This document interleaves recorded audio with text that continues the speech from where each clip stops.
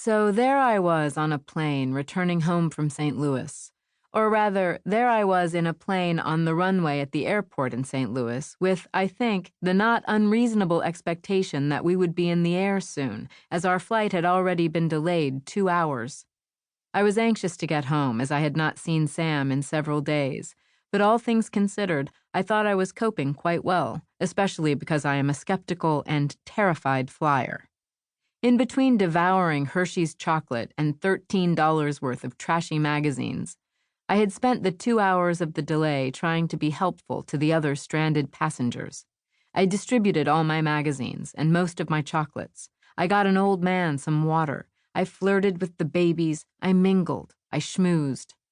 I had recently seen what may have been a miracle at my church and had been feeling ever since that I was supposed to walk through life with a deeper faith, a deeper assurance that if I took care of God's children for God, he or she would take care of me.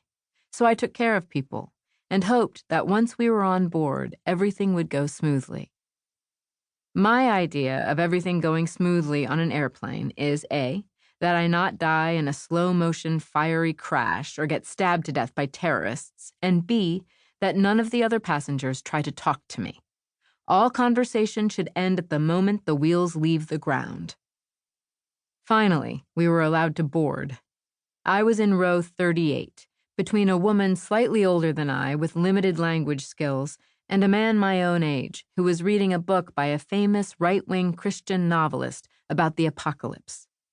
A newspaper had asked me to review this book when it first came out, because its author and I are both Christians, although, as I pointed out in my review, he's one of those right-wing Christians who thinks that Jesus is coming back next Tuesday right after lunch. And I am one of those left-wing Christians who thinks that perhaps this author is just spiritualizing his own hysteria. "How is it?" I asked, pointing jovially to the man's book, partly to be friendly, partly to gauge where he stood politically. "This is one of the best books I've ever read," he replied. "You should read it." I nodded. I remembered saying in the review that the book was hardcore, right-wing, paranoid, anti-Semitic, homophobic, misogynistic propaganda, not to put too fine a point on it. The man smiled and went back to reading.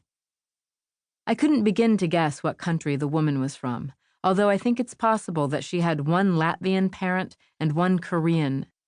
She sounded a little like Lotka Gravis, the Andy Kaufman character on Taxi, except after things began to fall apart, when she sounded just like the Martians in Mars Attacks. "Ack, ack, ack," she'd cry, but I'm getting ahead of myself.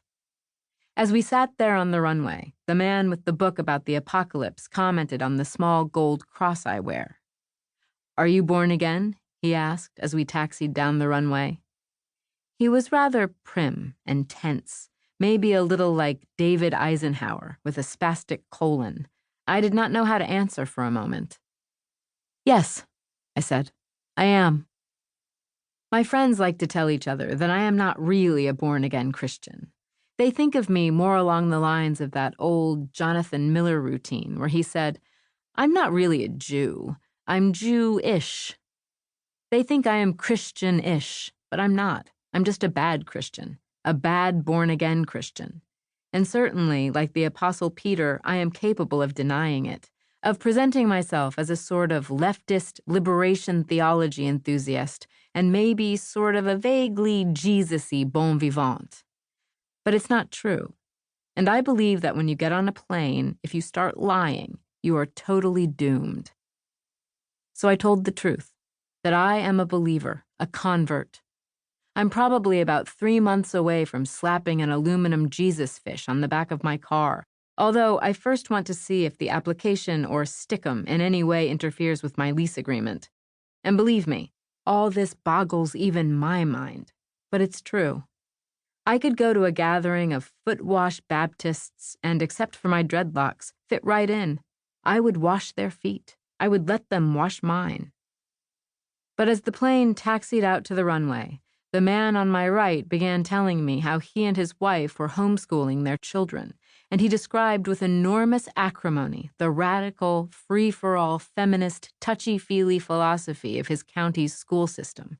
And I knew instantly that this description was an act of aggression against me, that he was telepathically on to me, could see that I was the enemy, that I will be on the same curling team in heaven as Tom Hayden and Vanessa Redgrave. And then suddenly, the plane braked to a stop.